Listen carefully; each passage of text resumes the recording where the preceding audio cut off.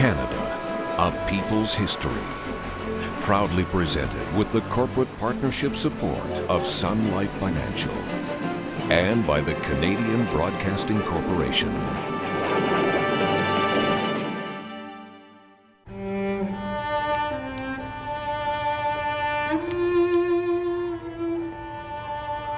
Grey Coat Charity School in the heart of London, England. David Thompson's widowed mother sent him here when he was just 7 years old. The Welsh boy is skilled in mathematics, but his passion is adventure stories. He dreams of a world beyond the school walls.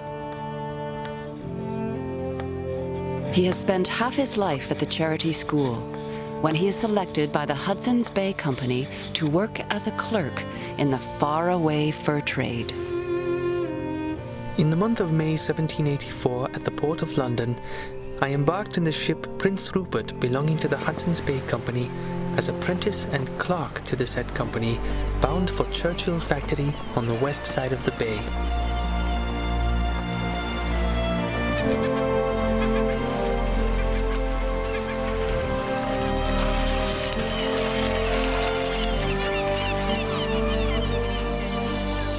David Thompson is 14 years old when he arrives on the bleak shores of Hudson Bay. 2 weeks later, he watches the Prince Rupert leave without him. While the ship remained at anchor, from my parent and friends it appeared only a few weeks' distance. But when the ship sailed and from the top of the rocks I lost sight of her, the distance became immeasurable, and I bid a long and sad farewell to my noble, my sacred country, an exile forever. David Thompson will never return to England.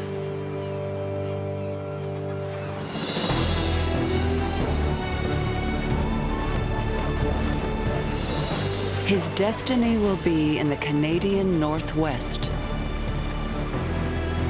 in the footsteps of coureurs de bois, whose grand schemes created competing fur trade empires, and trailblazers who trekked across the Barrens and dreamed of reaching a great sea to the west.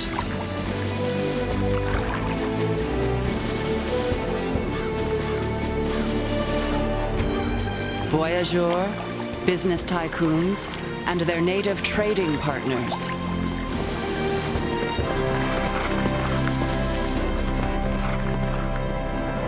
It was an age of adventure, of great daring and enterprise, of pioneers and pathfinders.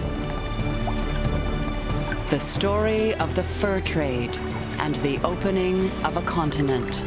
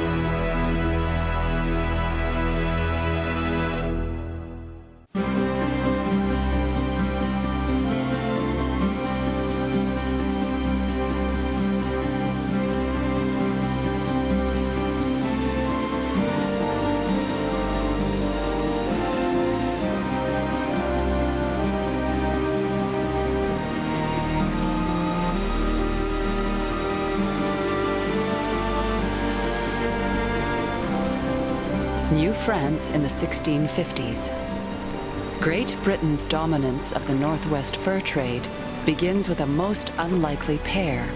Two coureurs de bois, or French fur traders, Médard Chouard de Groseilliers and his flamboyant brother-in-law, Pierre Esprit Radisson. It was my destiny to discover many wild nations. I would not strive against that destiny. For my own part, I will venture, choosing to die like a man than live like a beggar. Radisson is a free spirit. He was kidnapped by Mohawks as a teenager and adopted by one of their families. He went on hunts and war parties. He even survived torture. Once he escaped the captivity of the Mohawks, he was not going to be bound by the rules and regulations of New France. We were Caesars, there being nobody to contradict us. In the 1650s, New France relies on the fur trade with natives. Fortunes are made feeding Europe's craving for beaver felt hats.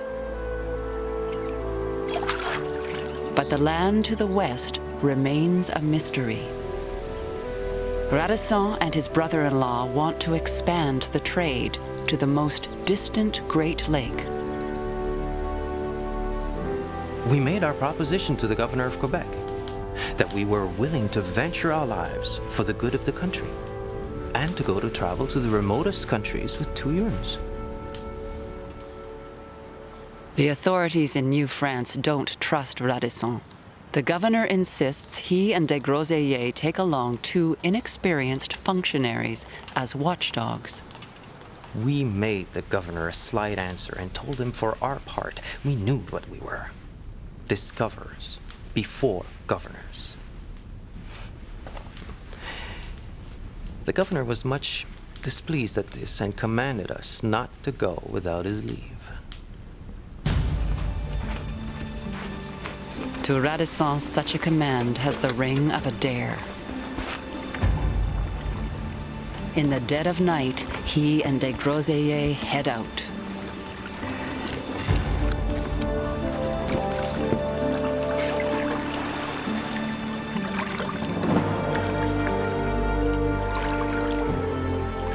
They reach the shores of Lake Superior with winter approaching. Local natives tell them that if they wait until spring, they can join a great feast and trading ceremony. So they make camp for the winter. Food is so scarce, they eat bark, roots, even their own clothes.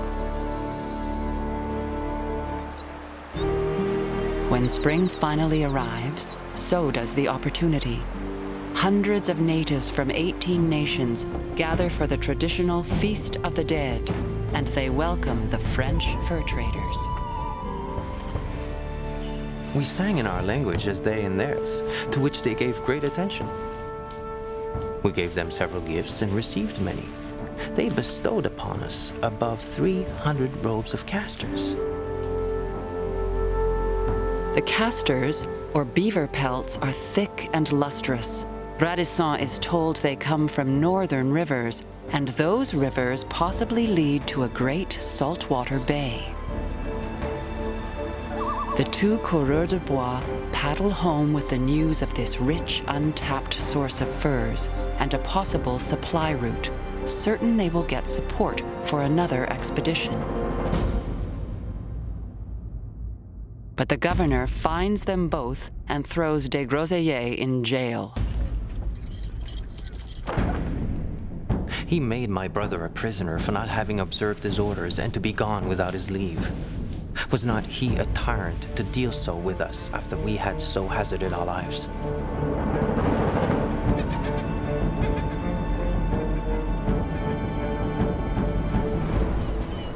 After repeated rejections in Quebec and in France, Radisson and de Groseilliers broach treason.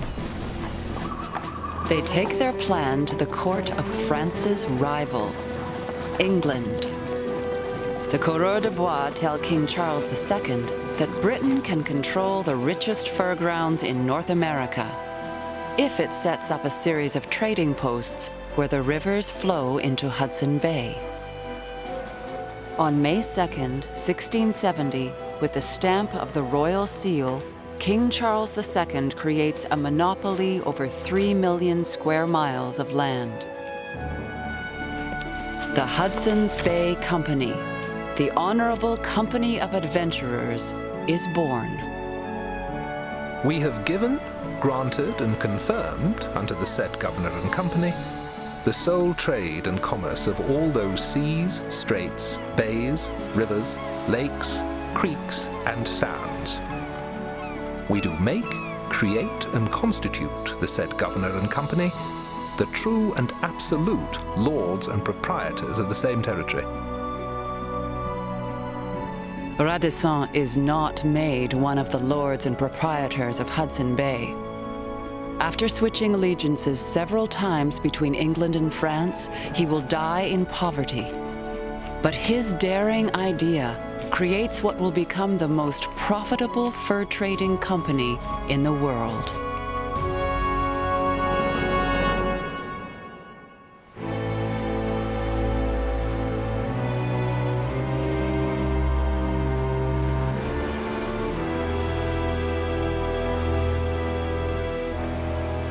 A dream of reaching the Great Western Sea drives New France and the French fur trade into the western interior.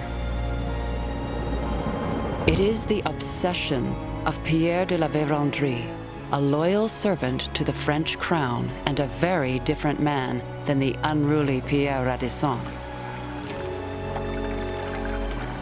50 years after the Hudson's Bay Company was formed, La Vérendrye follows ancient native trading routes, pursuing a passage to the elusive sea. I acquainted myself with the route through different savages who all made the same statement. 3 routes, or rivers, lead to the great river of the West. I had a map made of these 3 rivers in order that I might be able to choose the shortest and easiest route.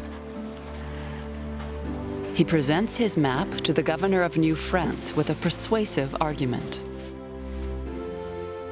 The colony will receive a new benefit, independently of the discovery of the Western Sea, through the quantity of furs that will be produced, which now go to the English.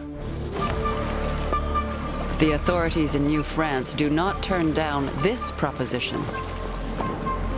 In June 1731, the former soldier sets off with military discipline and purpose. The party of 50 includes his 3 sons. I am only seeking to carry the name and arms of His Majesty into a vast stretch of countries hitherto unknown, to enlarge the colony and increase its commerce. He sets up 8 western trading posts. The French traders will still have to endure the long trip back to Montreal, but they can intercept the best furs before the native trappers go to Hudson Bay.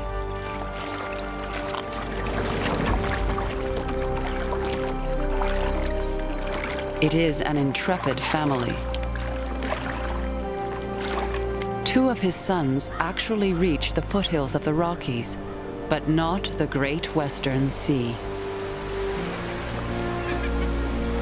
That dream goes unfulfilled, and La Vérendrye's heroic life turns tragic. To forge alliances with Cree and Blackfoot along the trade routes, he allows his son, Jean-Baptiste, and some of his men to join a war party against the Sioux. I was agitated, I must confess, and cruelly tormented by conflicting thoughts, but put on a brave front. How was I to entrust my eldest son to barbarians whom I did not know, to go and fight against other barbarians of whose name and of whose strength I knew nothing? Who could tell whether my son would ever return?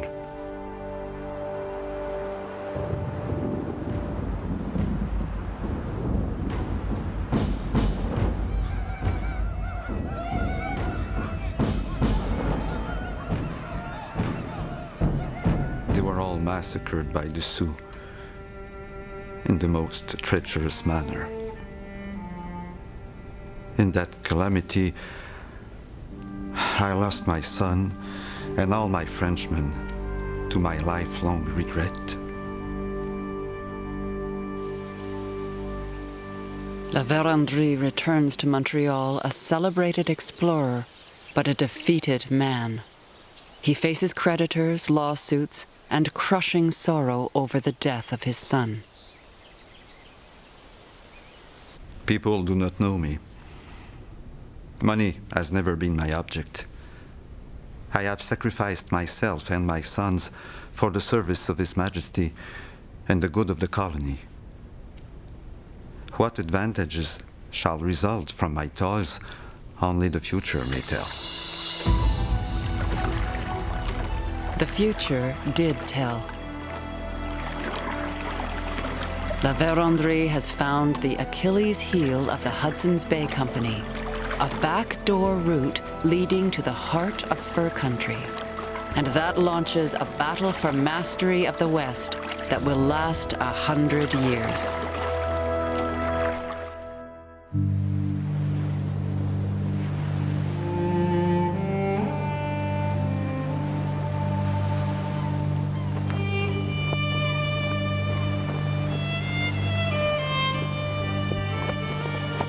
(1784). The English are strategically positioned on Hudson Bay when 14-year-old David Thompson begins his 7-year apprenticeship.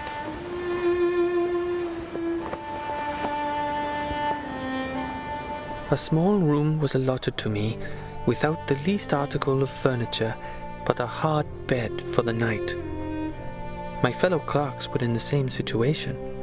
They were not comfortable, but resigned, and I had to become so.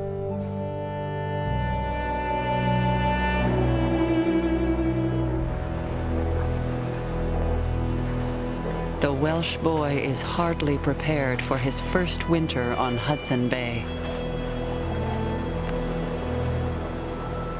The cold is so intense that everything in a manner is shivered by it. All our movements, more or less, were for self-preservation. All the wood that could be collected for fuel gave us only one fire in the morning and another in the evening. The rest of the day, if bad weather, we had to walk in the guard room with our heavy coats of dressed beaver.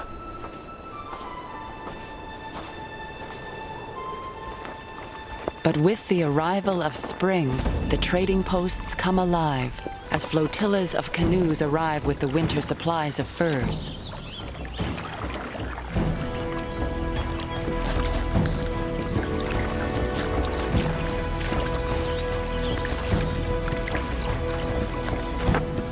In the best years, the native trappers and hunters unload more than 100,000 animal pelts.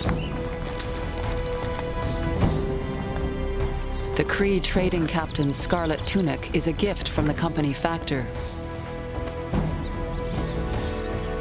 And the trading captain leads the negotiations for the Cree.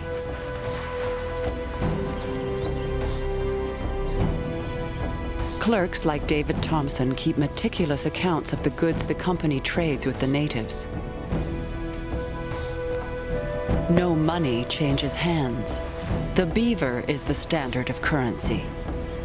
One blanket costs 7 pelts, and a gun, 14. The goods taken were of great utility to the Indians. Everything is carried on by barter, profitable to both parties, but more so to the Indians than to us. We took from them furs of no use to them. David Thompson becomes fascinated by the natives who come to trade. In his early years at Churchill, he travels along the coastline. He learns the Cree language and the natives' ways of survival. Every day we passed from 12 to 15 polar bears lying on the marsh a short distance from the shore.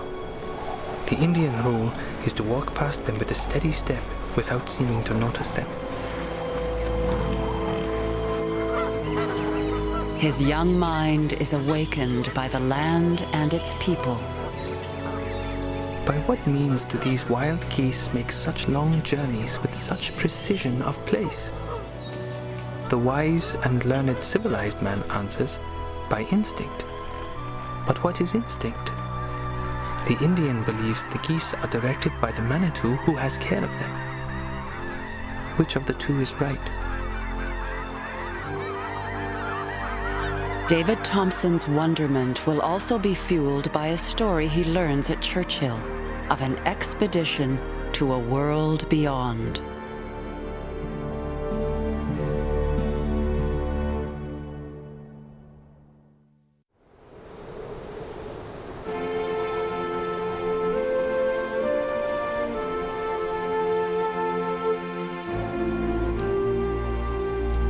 Samuel Hearne is an eccentric.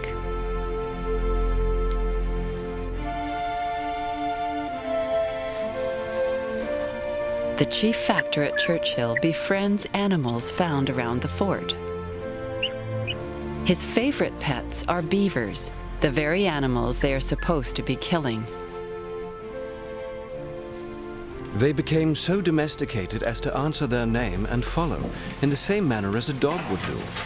And they were as much pleased at being fondled as any animal I ever saw. During the winter, they lived on the same food as the women, and they were remarkably fond of rice and plum pudding.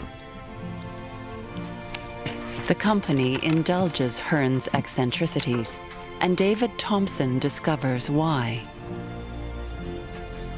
In his first year at Churchill, Thompson is assigned to transcribe Hearne's travel journals, a story of an incredible trek across half a continent. 15 years earlier, Samuel Hearne left Churchill and headed northwest. He crossed the frozen tundra in search of a rumored copper mine. The expedition was led by the Dene leader Matonabbee, a man whose skill in northern travel impressed the much younger Samuel Hearne. I found my new acquaintance on all occasions the most sociable, kind, and sensible Indian I had ever met with. He was a man well known, and as an Indian, of universal knowledge and generally respected.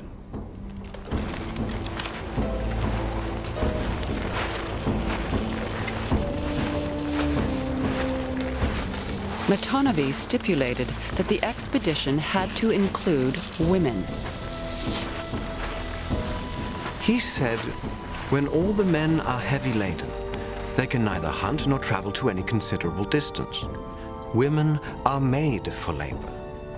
One of them can carry or haul as much as 2 men do.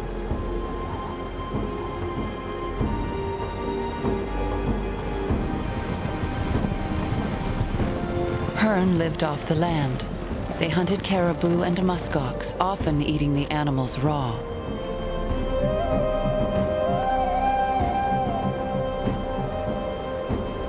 The expedition covered up to 15 miles a day. 6 months into the trip, as summer approached, Hearne encountered Copper Indians, natives who had never seen a European before. They found and pronounced me to be a perfect human being, except in the color of my hair and eyes. The whiteness of my skin also was, in their opinion, no ornament. As they said, it resembled meat which had been sodden in water till all the blood was extracted. The expedition was just a few miles from its destination, the copper mines, when they found an Inuit camp. The Inuit were ancient rivals of Matonabbee and his people. Hearne's native guides prepared an attack. The Indians crept under some of the rocks within 100 yards of the tents, where they lay some time to watch the motions of the Eskimo. But finding all asleep, they ran on the tent on a sudden.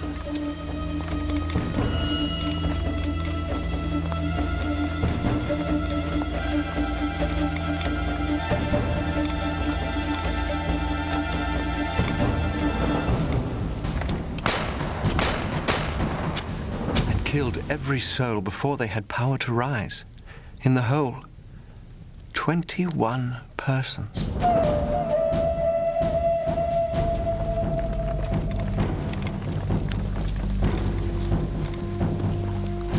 Hearne named the massacre scene Bloody Falls.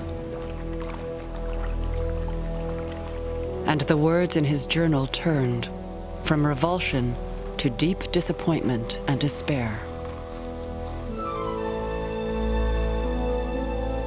7 months after setting off from Churchill, Samuel Hearne reached the copper mines and learned a terrible truth. This mine, if it deserved that appellation, is no more than an entire jumble of rocks and gravel. I and almost all my companions expended near 4 hours in search of some of this metal. Amongst us all, only one piece of any size could be found.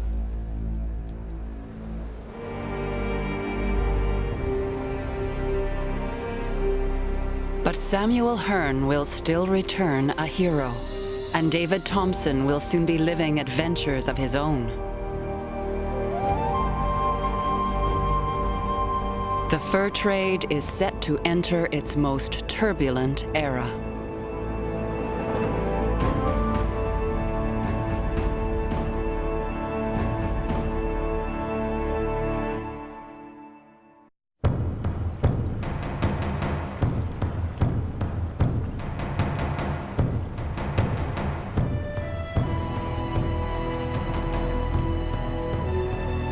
The competing systems are entrenched.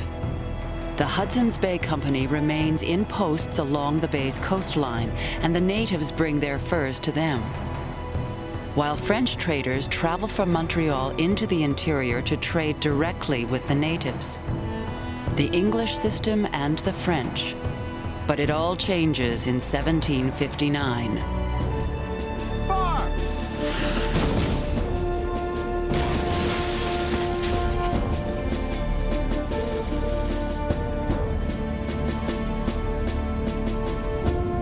With the conquest of New France, a new group of Americans, English, and Highland Scots take over the French trade routes. At first, the Hudson's Bay Company dismisses them as mere peddlers. Until a group of the Montreal merchants pool resources and form the Northwest Company. It is powerful, aggressive, and profitable.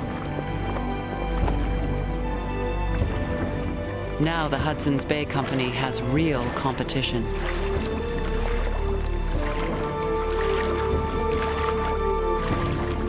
Within 15 years of incorporation, the Nor'westers control almost 80% of the fur trade and are reporting huge earnings. One of the shareholders is Montreal's James McGill. Your friends of the Northwest are making a larger outfit this year than they did last. Their great success last year enables them to undertake anything, and I make no doubt they will continue successful. McGillivray, McTavish, Mackenzie, Frobisher. These men are the adventurers, traveling the fur trade routes themselves from Montreal, meeting with the wintering partners and clerks who man the trading posts deep into the Northwest. They gather at the gateway between the East and the West, Grand Portage.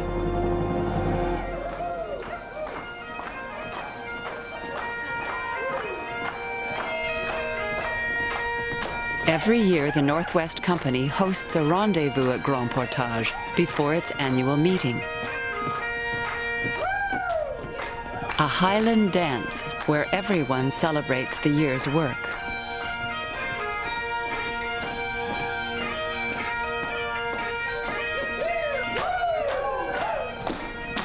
These Montreal merchants and backwoods traders are threatening the Hudson's Bay Company's century-old monopoly.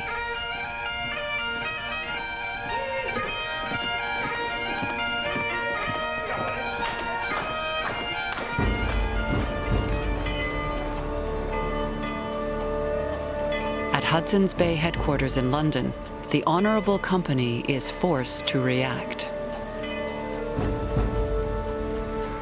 We are quite satisfied that the decrease of our trade is owing to the upland Indians being intercepted by the peddlers, who by means of a chain of rivers and lakes are got up to the back of many of our factories. But we are equally satisfied that this traffic might, in a short time, be got the better of by sending some of our servants from each of our factories to those lakes or rivers and opening a trade with the natives in the same manner they do.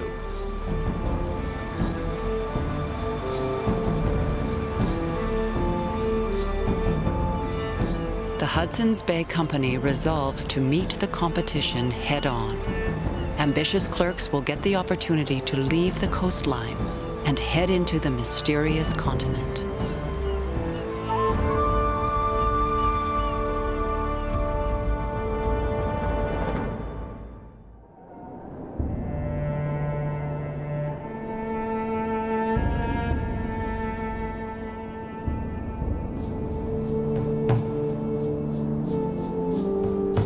David Thompson is one of the 46 baymen sent west to build Hudson's Bay Company posts inland and establish trade in the foothills of the Rockies.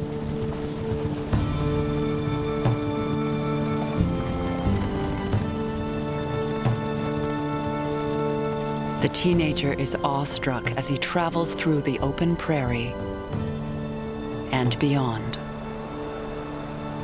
At length, the Rocky Mountains came in sight like shining white clouds on the horizon. As we proceeded, they rose in height. Their immense masses of snow appeared above the clouds and formed an impassable barrier, even to the eagle. In the shadow of the Rockies, the fur traders encounter an encampment of pagan Indians, a thriving community of buffalo hunters. Young David Thompson spends the winter with Matonabbee, a pagan elder. They converse in Cree.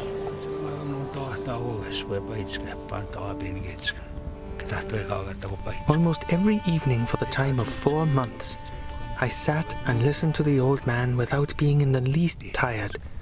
The habits, customs, and manners, politics and religion, such as it was, anecdotes of the Indian chiefs and the means of their gaining influence in war and peace, that I always found something to interest me.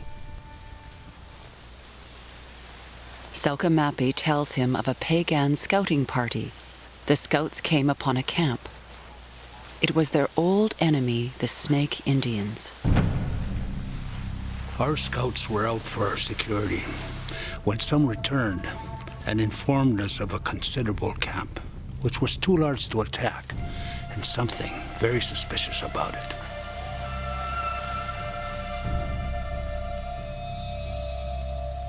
The camp seemed deserted. The scouts suspected a trap.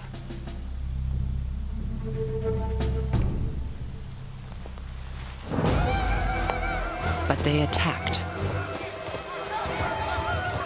With our sharp, flat daggers and knives, we cut through the tents and entered for the fight.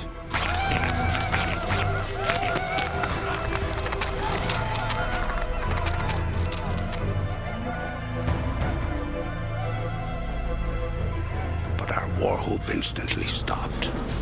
Our eyes were appalled with terror. There was no one to fight but the dead and the dying.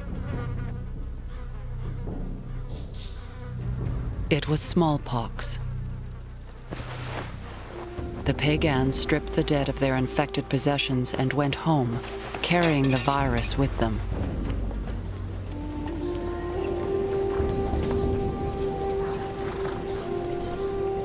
The second day after, this dreadful disease broke out in our camp and spread from one tent to another, as if the bad spirit carried it. We had no belief that one man could give it to another, any more than a wounded man could give his wound to another.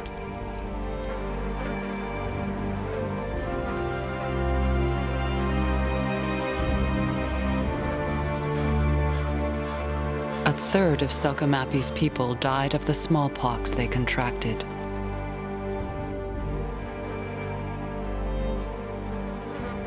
When at length it left us, and we moved about to find our people, it was no longer with a song and a dance, but with tears, shrieks, and howlings of despair for those who would never return to us. We believed the good spirit had forsaken us and allowed the bad spirit to become our master. In the 1700s, smallpox epidemics brought by unsuspecting European traders killed half the native peoples across the West.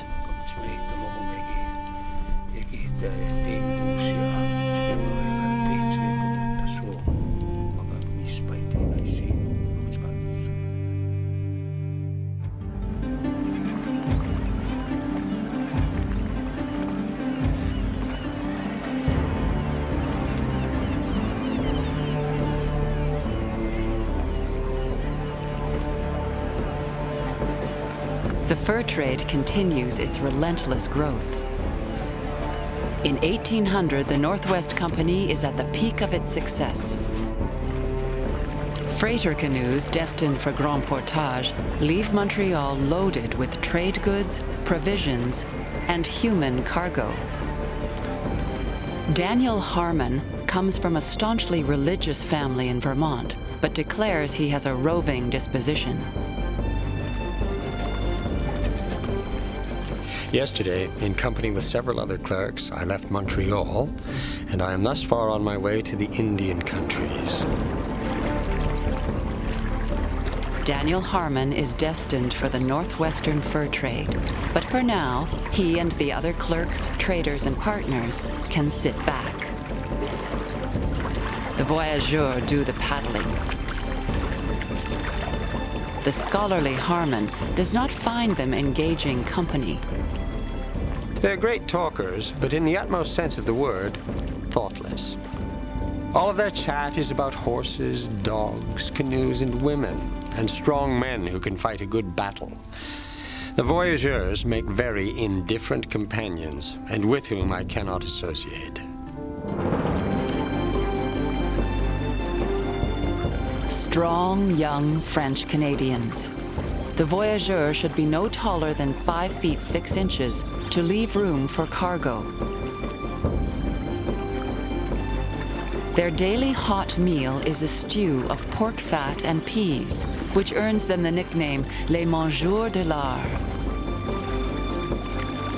Men like François Forcier of Sarel and Louis Bolac of Saint-Ours are paid much more than they could ever make at home on the farm, and they earn it. There are 38 portages between Montreal and Grand Portage. And even Daniel Harmon is impressed by their brute strength. Since yesterday morning, we have come about 60 miles and passed 2 rapids, where most of the property was taken out of the canoes and carried across the portages on people's backs. These young men, who have never been in the Indian countries, now began to regret that they had enlisted into this service, which requires them, as they say, to carry burdens like horses, when by remaining in their own country, they might have labored like men.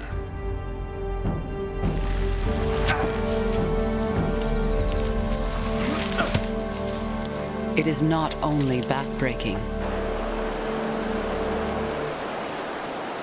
Few of the voyageurs can swim, and the rivers are treacherous.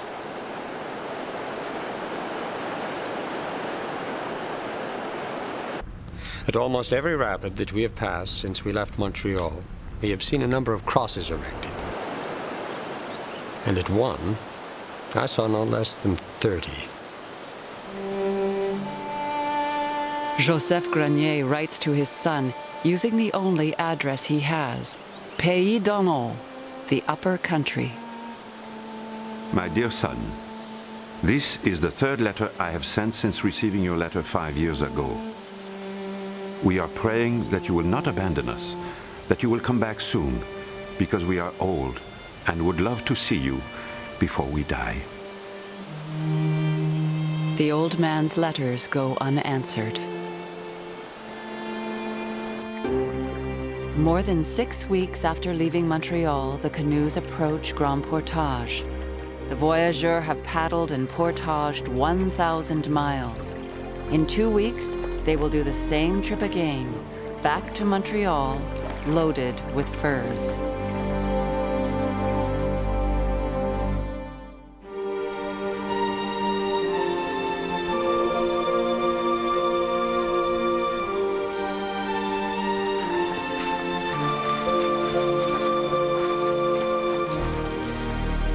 A month after reaching Grand Portage, Daniel Harmon and his party head west.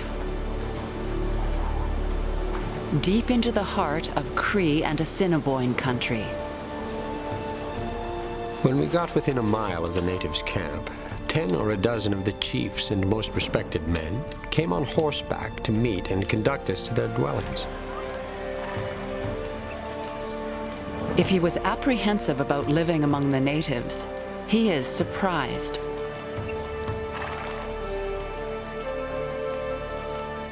During several days that we remained with those people, we were met with more real politeness than is often shown to strangers in the civilized part of the world, and much more than I'd expected to meet with from savages, as the Indians are generally called, but I think wrongfully.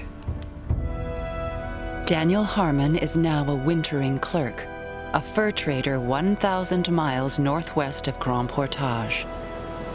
Life at times is exciting, but for the most part, isolating and lonely. Most winterers find companionship with native women. Country marriages, as they are called, cement trading alliances. 2 years into his stay, a Cree chief offers Daniel Harmon one of his daughters. He pressed me to keep her. He said he was fond of me and he wished to have his daughter with the white people. And he almost persuaded me to accept of her, for I was sure that while I had the daughter, I should not only have the father's hunts, but those of his relations also. But thanks be to God that I wasn't brought into a snare laid no doubt by the devil himself. When Harmon receives another offer 3 years later, he accepts and enters into a country marriage with the 14-year-old daughter of a French-Canadian voyageur and a native mother, Lisette Duval. My intentions now are to keep her as long as I remain in this uncivilized part of the world. But when I return to my native land, I shall endeavor to place her into the hands of some good, honest man, with whom she can pass the remainder of her days in this country. His young wife turns out to be more than just a companion who facilitates trade. Together, he and Lisette have 12 children. The Harmons educate the girls at home, but send their son George back east for a more formal education. But just 2 years later, tragic news. I found several letters from my brothers, which announced the most grievous and truly heart-rending tidings. That my beloved son George was no more to be numbered among the living.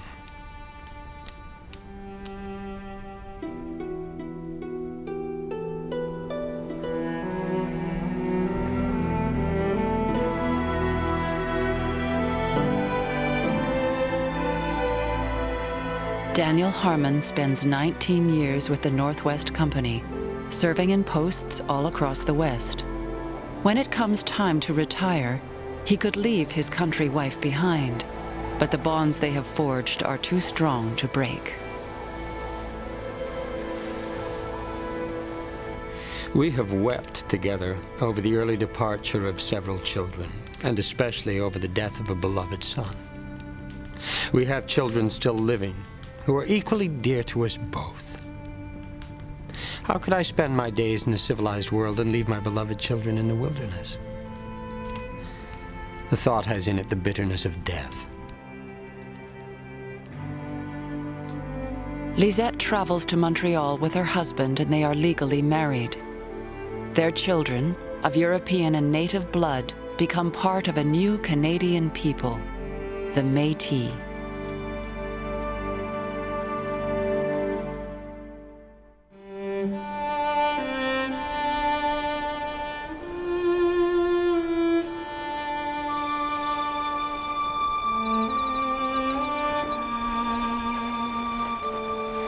(1788), 2 days before David Thompson's 5th Christmas in Canada.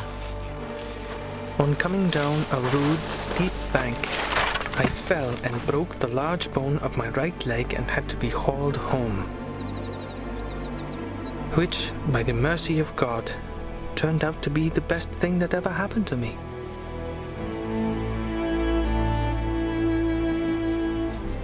As his shattered leg slowly heals, Philip Turner, the Hudson's Bay Company's chief surveyor, begins teaching him the art and science of surveying. Mr. Turner was well versed in mathematics.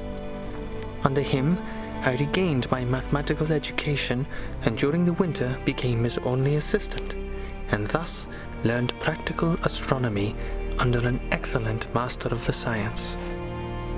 Surveying is the key to map-making, and map-making is the key that will unlock the continent for the Europeans. Thompson thrives on its rigorous discipline.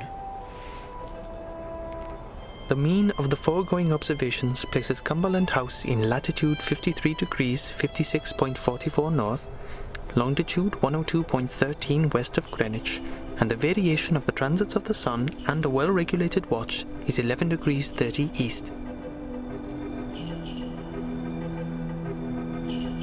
Astronomy so consumes him that he sometimes ignores his well-being. By too much attention to calculations in the night with no other light than a small candle, my right eye became so much inflamed that I lost its sight. He regains his sight, and when his apprenticeship ends, instead of the customary reward of a new suit of clothes, he asks the company's governors for his own set of surveying instruments. He gets both. David Thompson's life has found its purpose. Over the next 2 decades, he will chart the vast Northwest. By studying the movements of the planets, he will become known as the man who looks at stars. Both Canadians and Indians often inquire of me why I observed the sun and sometimes the moon in the daytime, and passed whole nights with my instruments looking at the moon and stars. I told them it was to determine the distance and direction from the place I observed to other places.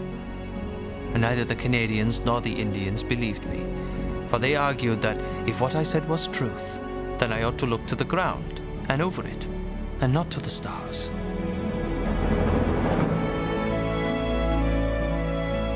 David Thompson will become one of the greatest map makers and geographers who ever lived.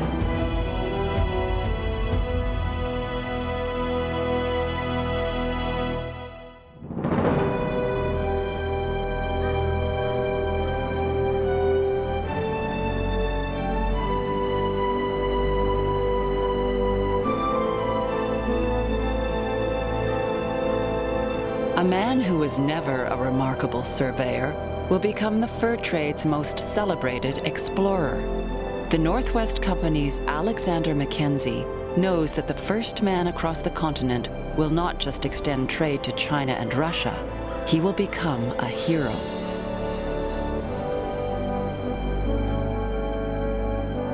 Bored with life in a Northwest Company trading post, Mackenzie combines ambition, resolve, and arrogance. I'm off to traffic with the Russians. Should I be successful, I shall retire to greater advantage. Should I be unsuccessful, I cannot be worse off than I am at present. Mackenzie tried to reach the Pacific Ocean before, but followed a river to the Arctic. May 1793. He sets off again, up the Peace River, heading west. He encounters rough water almost from the start and repeatedly has to tow the fragile canoe against the rushing water.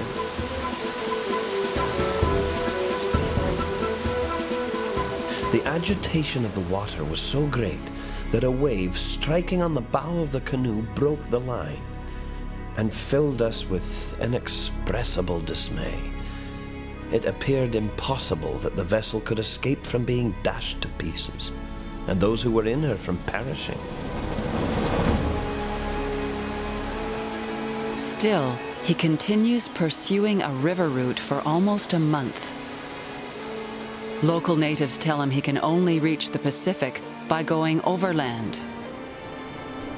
Eventually, Mackenzie relents and rallies his exhausted crew. I declared in the most solemn manner that I would not abandon my design of reaching the sea if I made the attempt alone, and that I did not despair of returning in safety to my friends.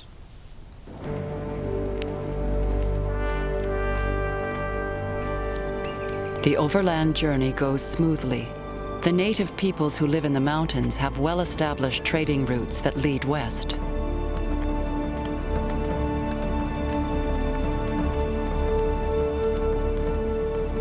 And they guide him to a saltwater channel.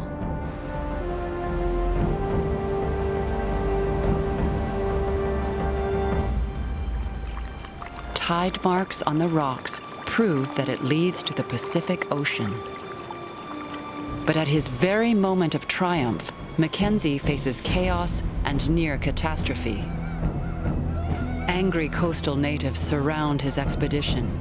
He is told that if his party continues to the open water, they will be killed. His guide begs him to flee. In relating our danger, his agitation was so violent that he foamed at the mouth. My people were panic-struck. Some of them asked if it was my determination to remain there to be sacrificed.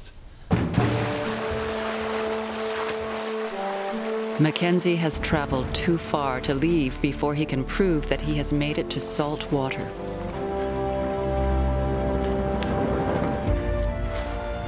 I now mixed up some vermilion in melted grease and inscribed in large characters this brief memorial. Alexander Mackenzie, from Canada by land, the 22nd of July, 1793.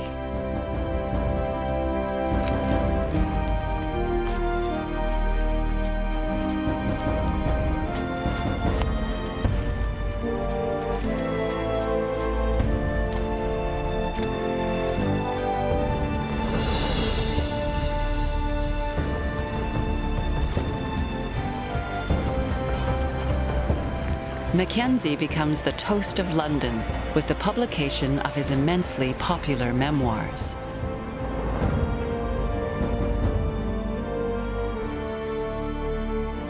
Napoleon is an admirer, and the American President Thomas Jefferson is inspired to send the Lewis and Clark expedition across the United States. Mackenzie is knighted, becomes rich, and a hero. His ambitions are met. But his route is of no commercial value to the Northwest Company. The rivers are too turbulent, the mountain paths too steep.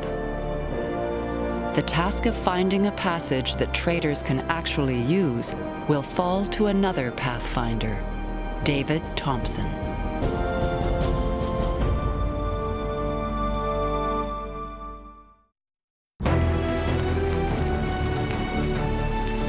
In the early 1800s, the Northwest is in transition. New people have new designs on the fur trade. An entrepreneur from New York City, an aristocrat from Scotland, and a man they call the Little Emperor, who will rule Canada's northern rivers like a tyrant. The offspring of traders and natives will go to battle as the fur trade competition turns to war. The fur traders' empire will give way to gold miners and farmers, and a new world will take shape.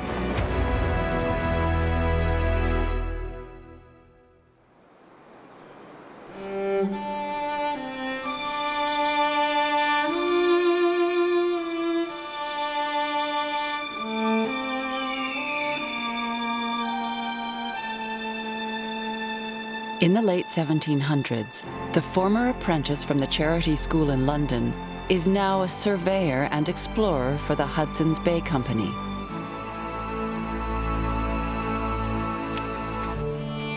David Thompson keeps meticulous notes and observations along the many trails about the landscape, the vegetation, and especially his partners in the fur trade, the peoples of the West.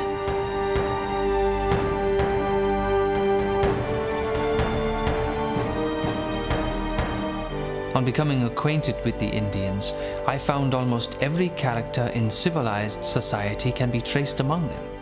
From the gravity of a judge to a merry jester, from open-hearted generosity to the avaricious miser.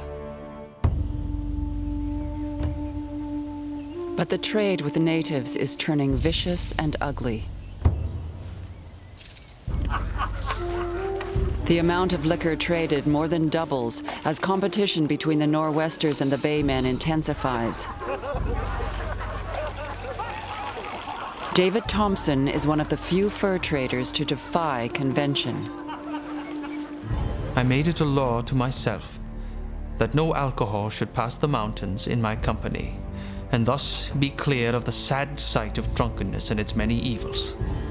But these gentlemen insisted upon alcohol, being the most profitable article that could be taken for the Indian trade.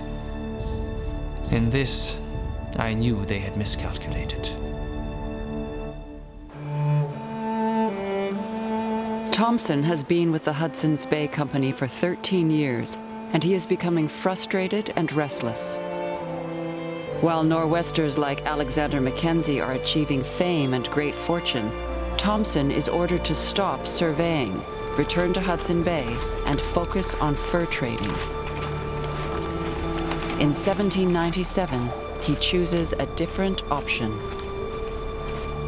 Tuesday, set off. This day left the service of the Hudson's Bay Company and entered that of the Company of Merchants from Canada. May God Almighty prosper me.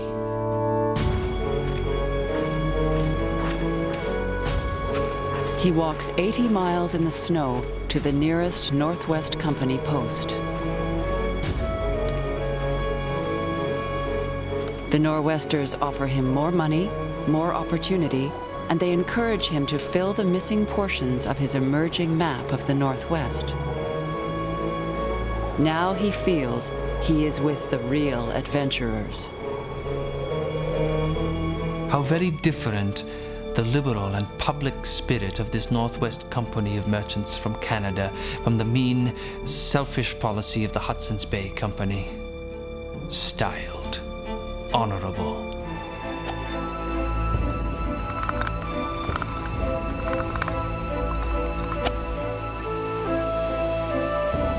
And so begin his greatest years of exploring. David Thompson will continue his extraordinary Western travels. Alexander Mackenzie once said that Thompson accomplished more in 10 months than he would have thought possible in 2 years. But David Thompson's most celebrated trip still lies before him.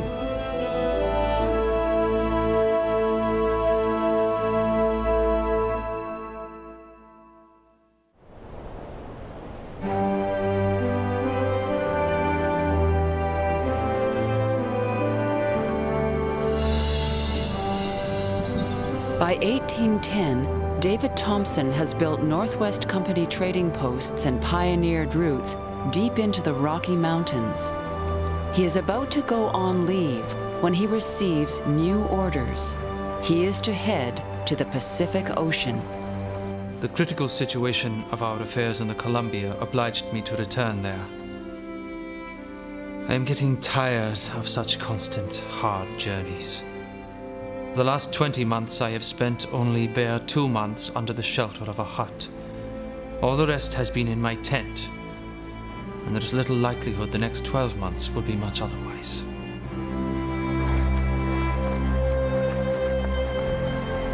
The situation is critical because the Americans are heading to the Pacific. New York City is the headquarters of John Jacob Astor's Pacific Fur Company. The most powerful businessman in the United States plans to build a trading post at the mouth of the mightiest river leading into the Pacific, the Columbia. In September 1810, Astor's ship, the Tonquin, set sail on a voyage around Cape Horn to the Columbia River.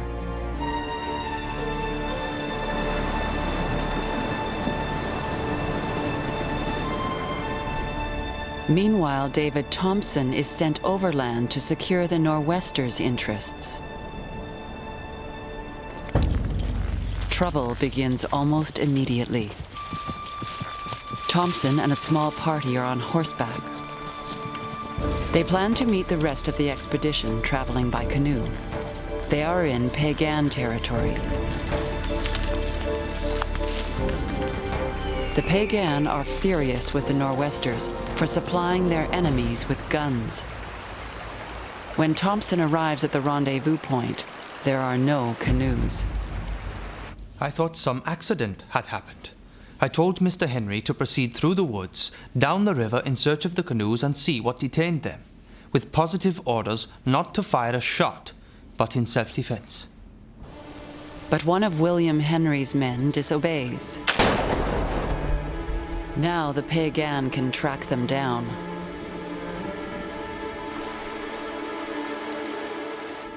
I told them that they had acted very foolishly, that the Piegan Indians would be on us very early in the morning, and that we must start at the dawn of day and ride for our lives.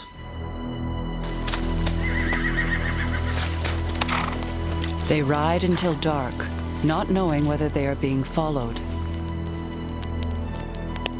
We made a small fire and passed the night with some anxiety. My situation precluded sleep. Cut off from my men, uncertain where to find them, and equally so of the movements of the Indians, I was at a loss what to do, or which way to proceed.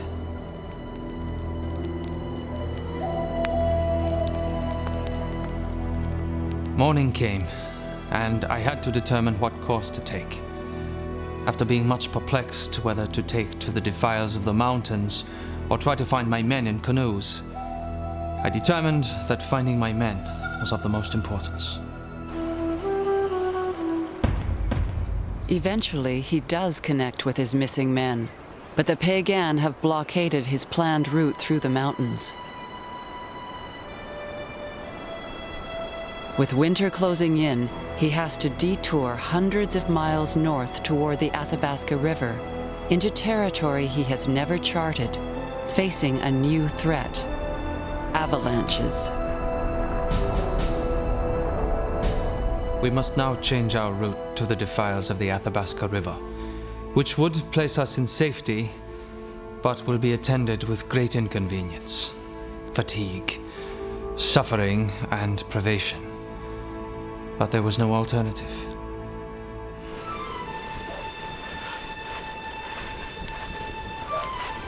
In the deep snow, they have to abandon their horses and rely on dog sleds.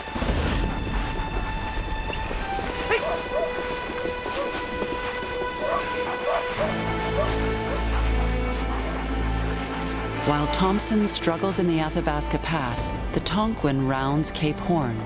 It is now only a matter of weeks before John Jacob Astor's men reach the Columbia.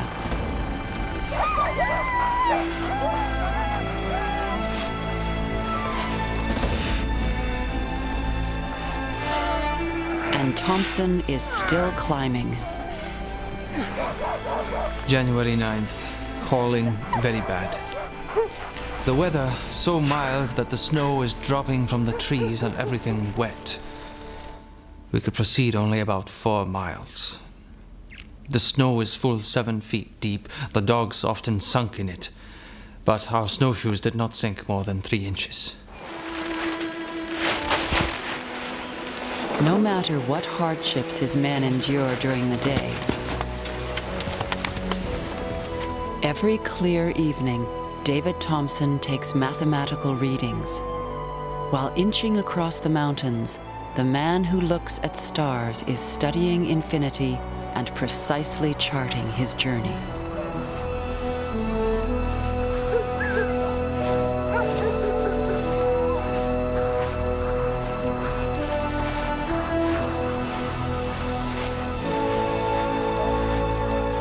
Finally, after 3 months, David Thompson and his men reach the crest of the mountains.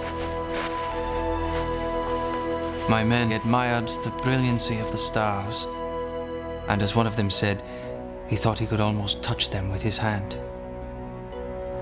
As usual, when the fire was made, I set off to examine the country before us. Many reflections came to my mind. A new world was, in a manner, before me.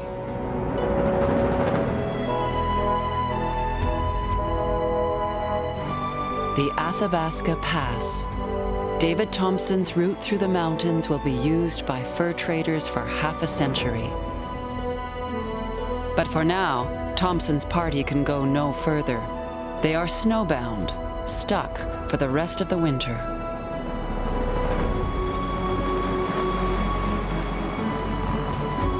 Meanwhile, the Tonquin arrives at the mouth of the Columbia River, and Astor's men start building a fort.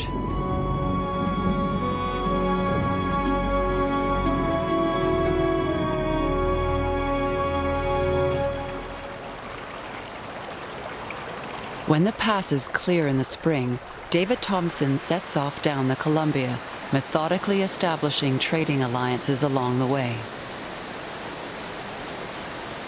My reason for putting ashore with the natives is to make friends with them against my return.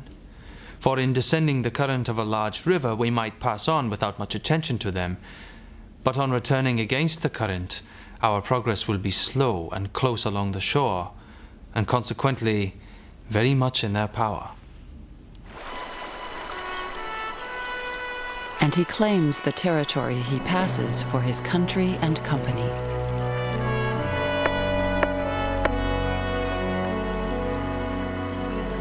Here I erected a small pole with half a sheet of paper well tied about it with these words on it.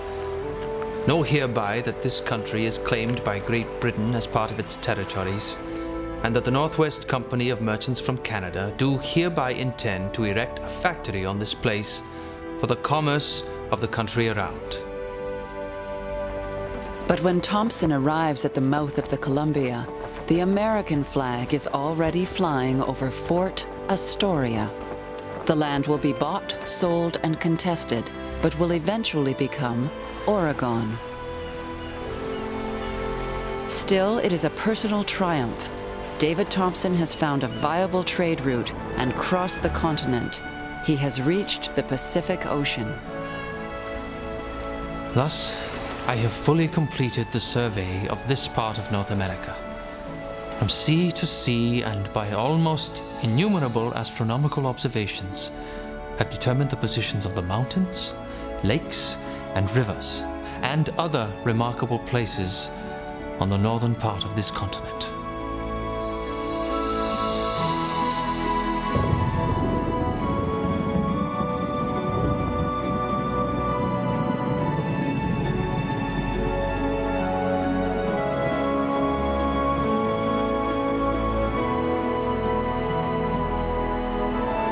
David Thompson will now take his survey notes and observations and start work on his master project, a map of the Great Northwest.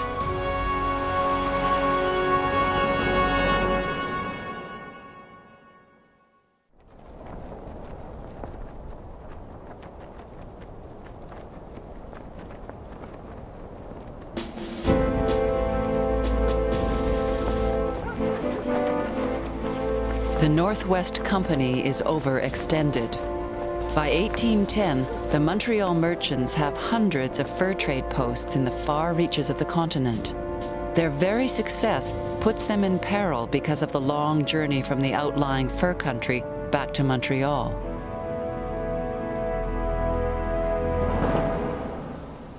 The plains near Lake Winnipeg, where the Red and Assiniboine rivers join, are crucial to the Nor'westers' survival. Their long expeditions depend on dried buffalo meat, pemmican, These lands are the Northwest Company's food depot.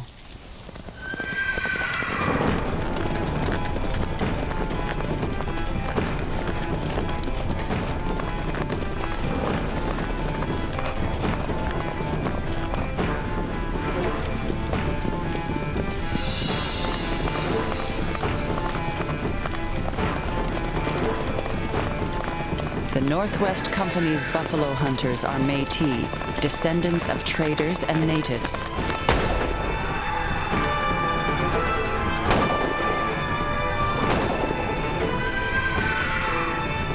To these children of the fur trade, this is Northwest Company domain and their homeland.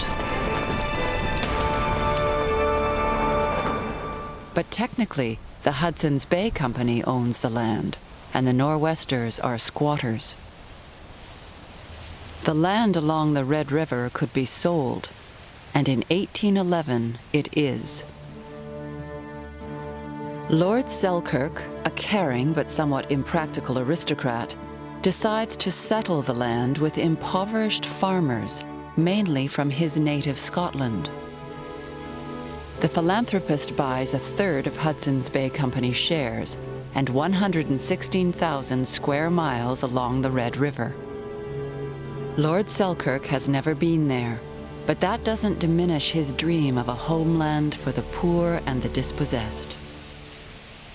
Every person of any intelligence or skill in agriculture who has visited this country has been struck with the extraordinary fertility of the soil, the facility of cultivation, and the abundance of its spontaneous productions. The Northwest Company calls Selkirk's scheme mad. Simon McGilvery puts it simply. He must be driven to abandon it, for his success would strike at the very existence of our trade. Fields and fences will threaten the Nor'westers' food supply and trade routes. Settlement will inevitably provoke confrontation.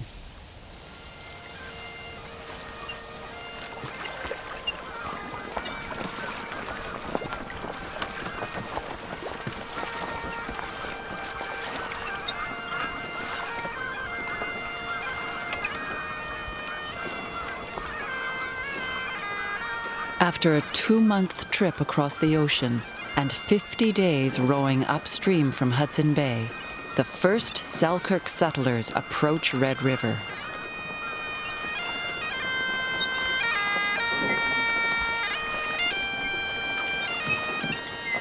To them, this is the promised land. They were assured that a settlement has been built and is ready for them.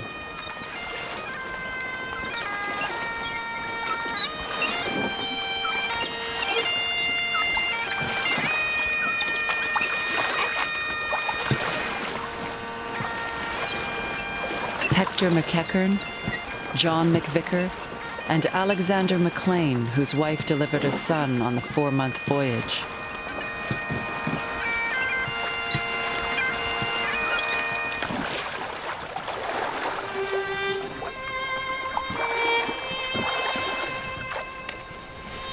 They arrive to distressing news. The settlement isn't ready.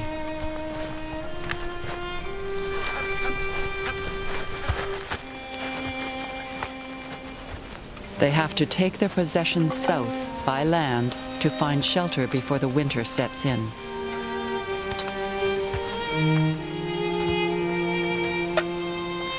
In Scotland, the Northwest Company has tried to undermine the settlement, scaring the settlers with tales of warlike natives.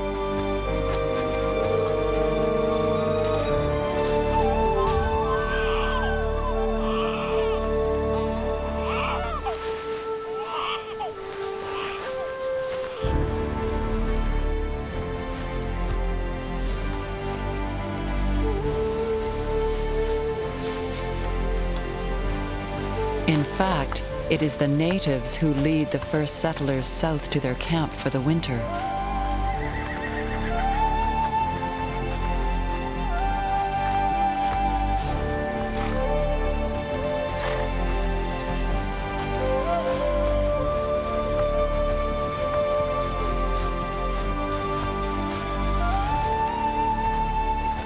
To Peguis, the Ojibwa chief, this is neither Northwest Company nor Hudson's Bay Company territory.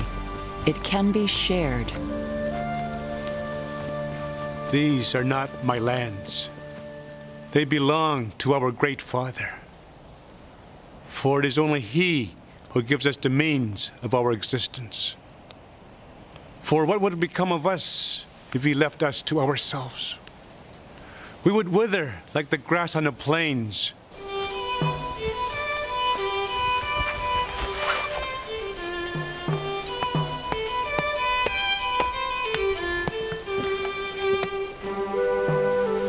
The following spring, the Selkirk settlers go back to Red River. The first European farmers on the Canadian prairies start building a new life in a new land.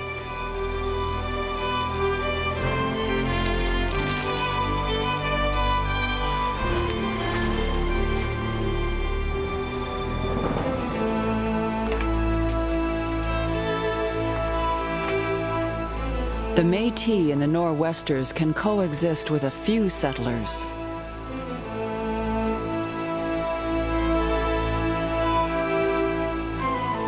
But if they keep coming, the buffalo hunter's way of life is doomed.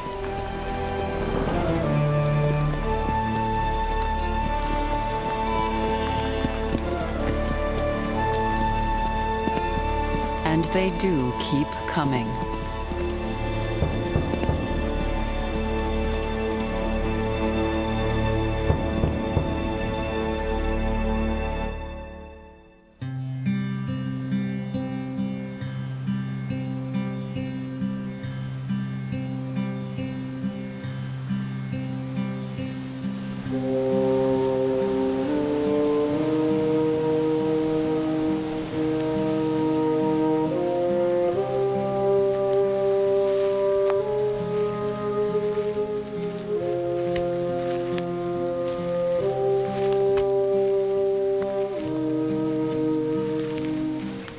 Each year after 1812, a new group of settlers, and each year they arrive too late to plant crops.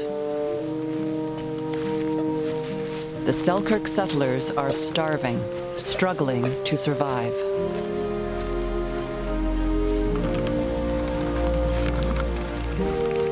The Hudson's Bay Company governor takes desperate action.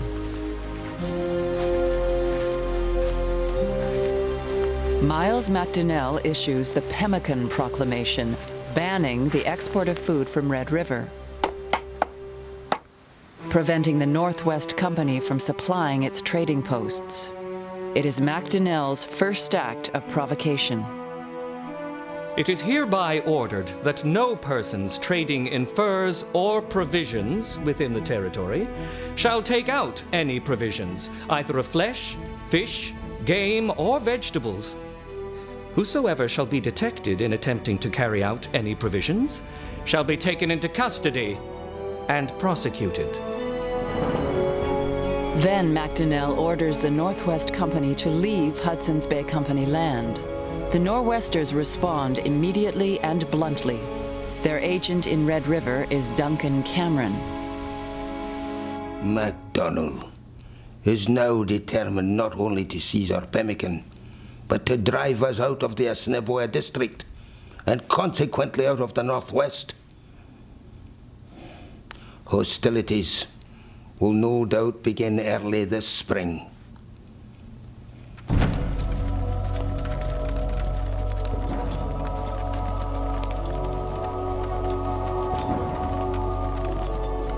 Duncan Cameron calls the Métis buffalo hunters to a meeting at Fort Gibraltar, the Northwest Company's post in Red River, or Assiniboia, as Cameron calls it. He tells them they are a new nation, a distinct people, facing enslavement by the settlers.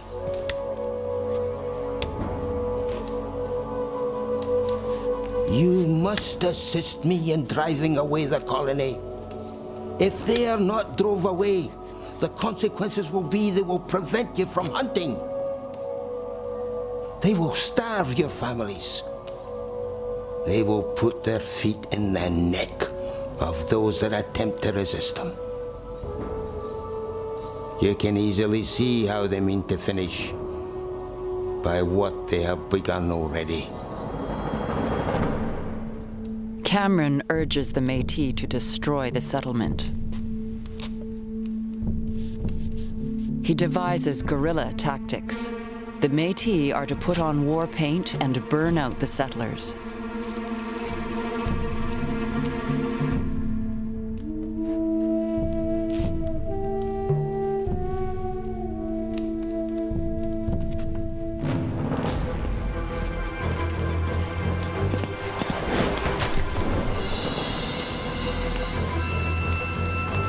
John Pritchard's home is barely a year old when it is attacked.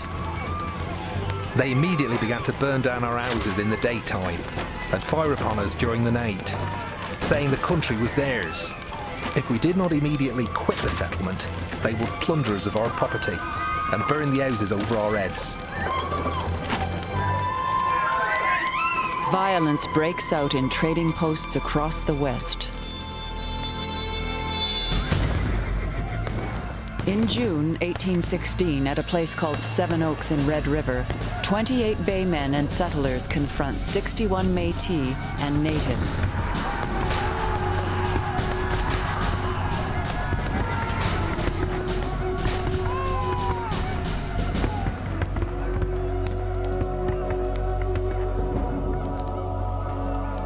When it is all over, 21 baymen and 1 native lie dead.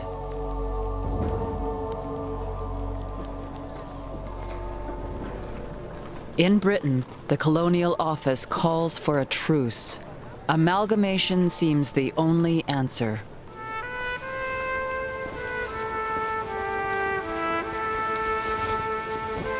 In 1821, exhausted by the violence and impoverished by relentless expansion, the Northwest Company agrees to a merger.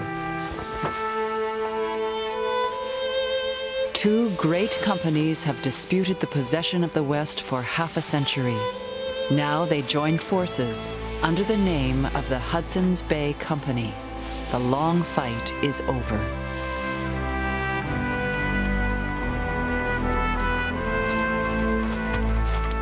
The Selkirk settlers have begun a new era.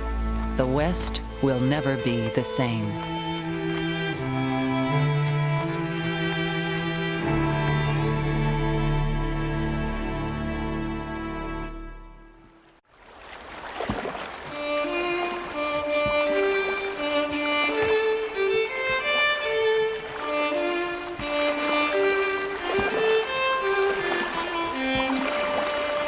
The fur trade war is decreed over in the boardroom, but peace has not been declared in the backcountry.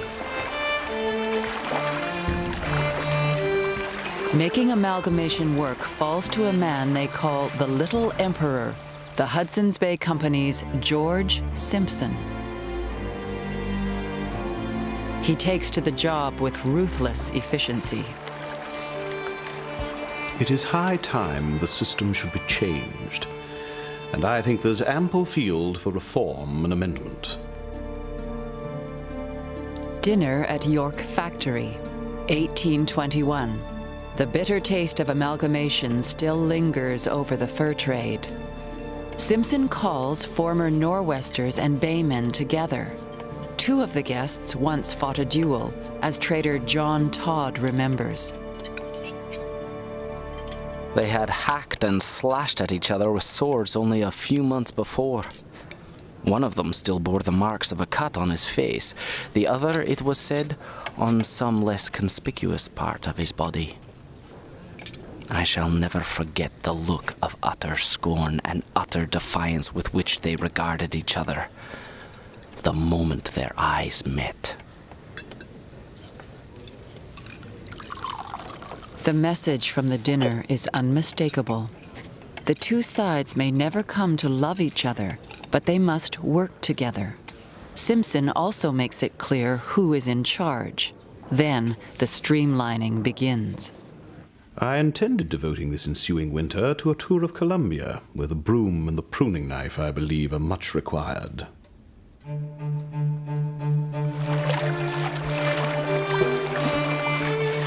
With hand-picked paddlers and clerks, the Little Emperor races through the river systems, reshaping and reorganizing the Hudson's Bay Company's domain. In 6 years, he gets rid of half the employees and closes 73 posts. He is as caustic as he is callous. The Columbia Department, from the day of its origin to the present hour, has been neglected, shamefully mismanaged, and a scene of the most wasteful extravagance and the most unfortunate dissension. His enemies call him a tyrant, and he has words for them in a secret diary he calls his character book. Colin Robertson, a frothy, trifling, conceited man who would starve in any other country and is perfectly useless here. John Clark, a boasting, ignorant, low fellow who rarely speaks the truth and is strongly suspect of dishonesty. His commanding appearance and pompous manner, however, give him a good deal of influence over Indians and servants. John Rowand. Although his education has been defective, a very clear-headed, clever fellow, will not tell a lie, which is very uncommon in this country, but has sufficient address to evade the truth when it suits his purpose. The cuts go to the very heart of the 200-year relationship between the company and the natives. He does reduce by half the amount of alcohol traded, but scales down the traditional trading ceremonies. It will be a work of time to reconcile the Indians to the new order of things. I have made it my study to examine the nature and character of them, and however repugnant it may be to our feelings, I am convinced they must be ruled with a rod of iron to bring and keep them in a proper state of subordination. Over the years, like many fur traders, Simpson takes several country wives. He lives with Betsy Sinclair for a year, and when he tires of her, he writes to a friend.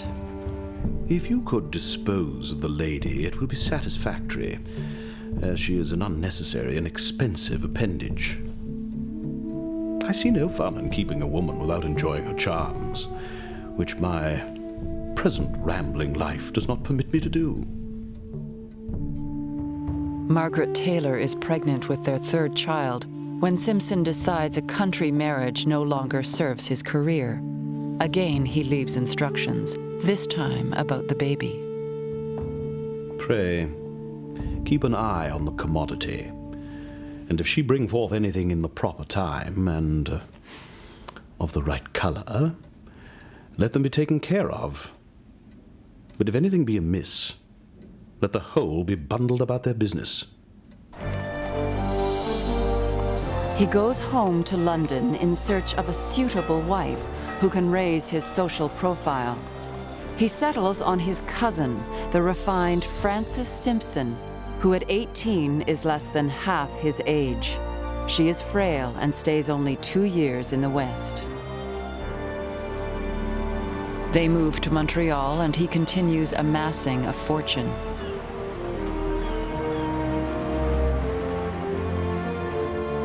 In 1841, he is knighted. Sir George Simpson brought modern business practices to the backwoods. The Little Emperor has transformed the business of adventure.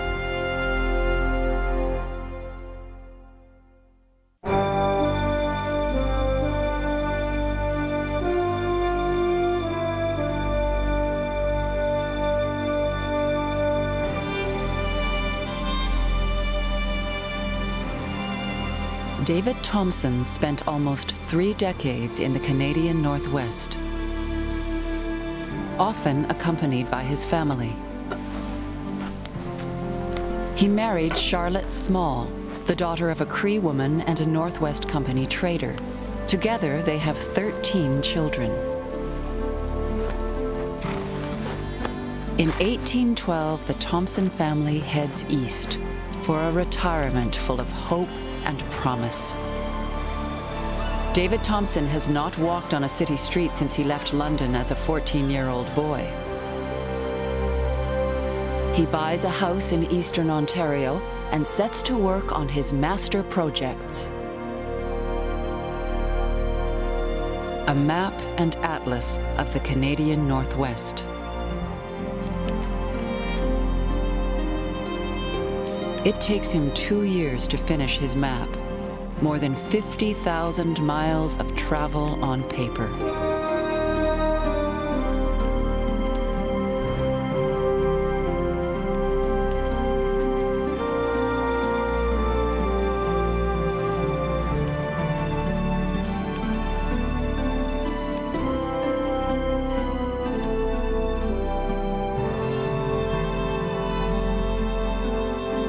Nothing less than an unremitting perseverance, bordering on enthusiasm, could have enabled me to have brought these maps to their present state.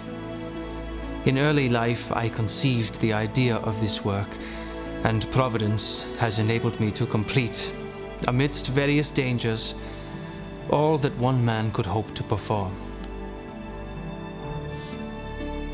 But publishers reject his atlas. The fur traders don't want to share the information on his maps, and Thompson's years of perseverance go uncelebrated. He begins feeling disillusioned, bitter, and even betrayed as politicians carve up the land he charted. He always felt the Columbia River should have been British because he had surveyed it first. But boundary decisions continually favor the Americans. It may be said that the country thus acquired by the United States is of no importance to England. Be it so, and let England make a free gift to the states of what the latter require. History will place all these transactions in their proper light. He takes jobs as a land surveyor, even plotting Alexander Mackenzie's estate in Montreal. He is slowly growing poor.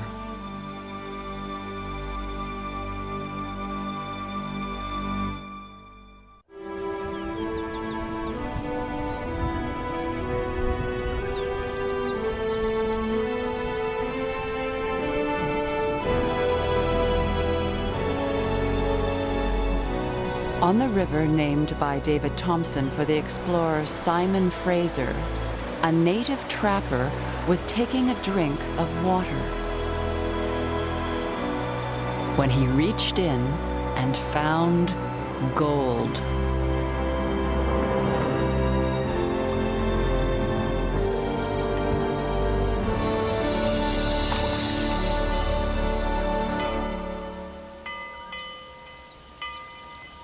On an April Sunday in 1858, citizens of Fort Victoria, a Hudson's Bay Company fur trade post on Vancouver Island, step out of the church to an astonishing sight. In the harbor, 450 prospectors have arrived from San Francisco.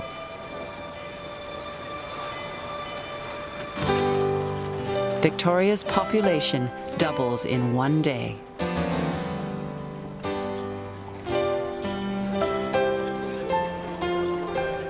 In the next 4 months, 20,000 people pass through Fort Victoria on their way to the gold creeks of the mainland.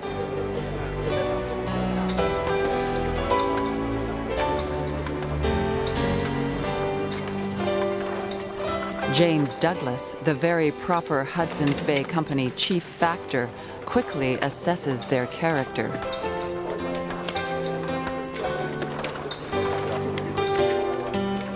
This body of adventurers are represented as being, with some exceptions, a specimen of the worst of the population of San Francisco. The very dregs, in fact, of society.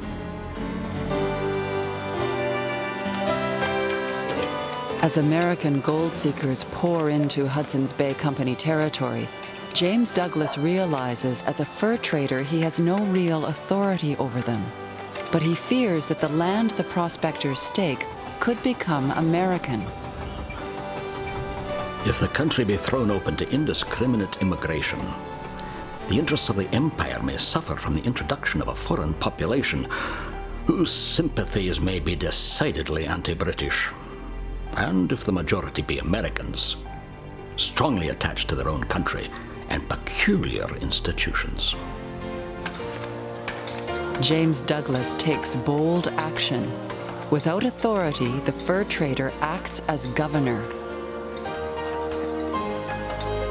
He declares there will be no prospecting without a license. And he issues the license on behalf of Queen Victoria.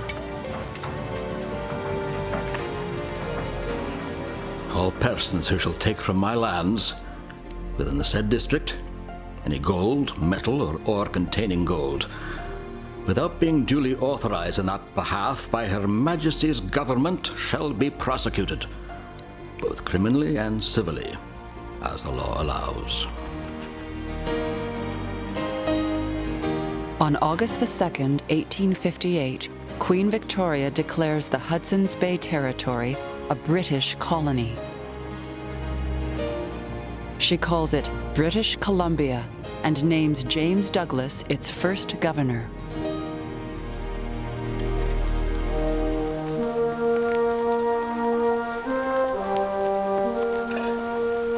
Four years later, Samuel J. Hathaway, a 30-year-old printer from San Francisco, heads up the trail, hungry for gold. On the 17th, I and two other young men concluded to try our luck as partners. So we bought a mule together and a load of provisions, enough to last 6 weeks at least, and on the 18th took another step for the caribou.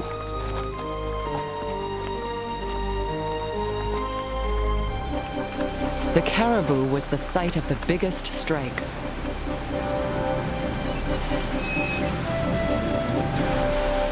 A prospector named William Barker and his partners sank a shaft deep into the ground and hit pay dirt.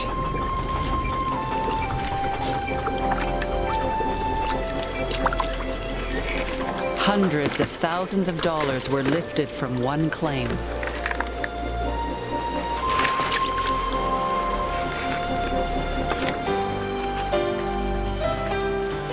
A boomtown sprang up, Barkerville, and for a while it was the biggest settlement west of Chicago and north of San Francisco.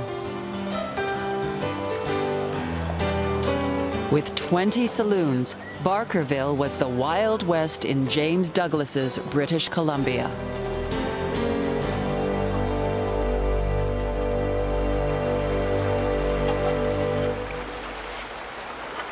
But Samuel Hathaway will never strike it rich like Billy Barker. Along the Caribou Road, his panning for gold becomes more and more desperate.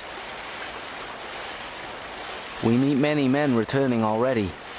Most of them have not been through to the Caribou.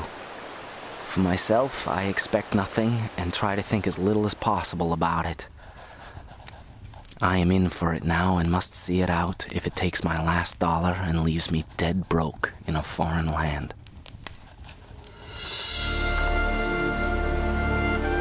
His partners leave, but Hathaway won't turn back. He continues searching for gold.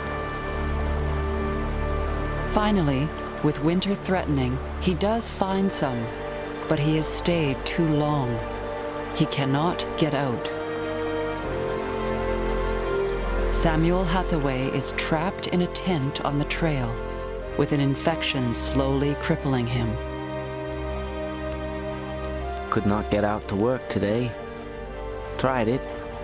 Took me nearly an hour to get on my boot and hobble off 50 yards. Then I just crawled back again. It is very late in the season, and if a big snow comes within a few days, how shall I, a cripple, get out?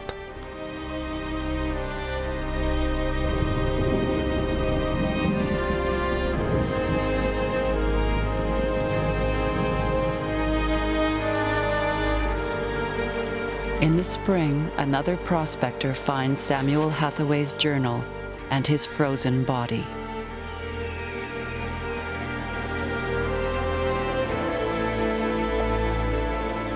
The gold frenzy lasts 8 years. By 1866, it has faded away. But the influx of dreamers like Samuel Hathaway has transformed Hudson's Bay Company land into a colony, and 5 years later, a province in what will become a new nation.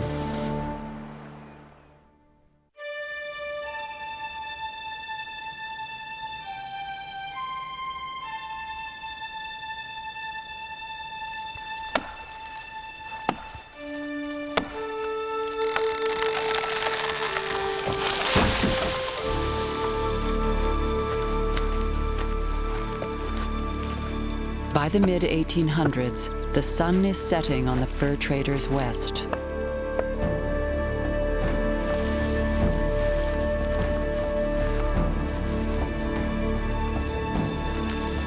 In the vast land of Peguis and Matonabbee, of native trappers and European fur traders, there is talk of railways and a new country that will control the northern half of the continent. Before the whites entered our country and became residents, we had always plenty. The river teemed with all kinds of fish, and the plains were covered with buffaloes, and the woods full of deer. But now, all is gone. The glory days of the fur trade dwindle.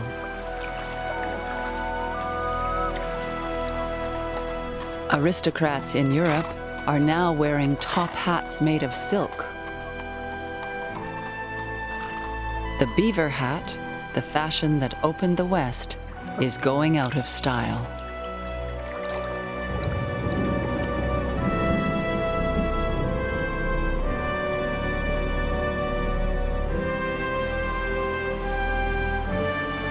David Thompson spends his declining years trying to sell his journals, memoirs of his expeditions, of crossing mountain passes, of racing down the Columbia, of charting a continent. But people aren't interested in a retired fur trader's adventures.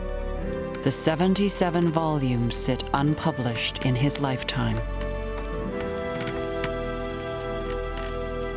Now, in his 70s, he is poverty-stricken. He sells his winter coat for food, and finally his most precious possessions, his surveying tools. But the man who looks at stars could still spin tales. His daughter Charlotte remembers him sitting in his rocking chair for hours, reminiscing. He seemed to live his life over in talking to himself aloud. Anecdotes of travels with his companions.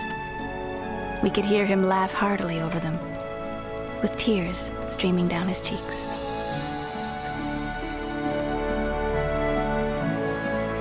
David Thompson dies in 1857, 10 years before Confederation.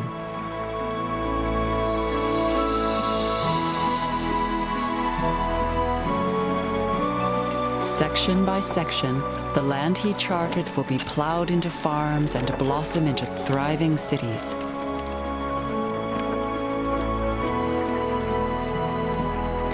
Calgary, Edmonton, and at the confluence of the Red and Assiniboine rivers, Winnipeg.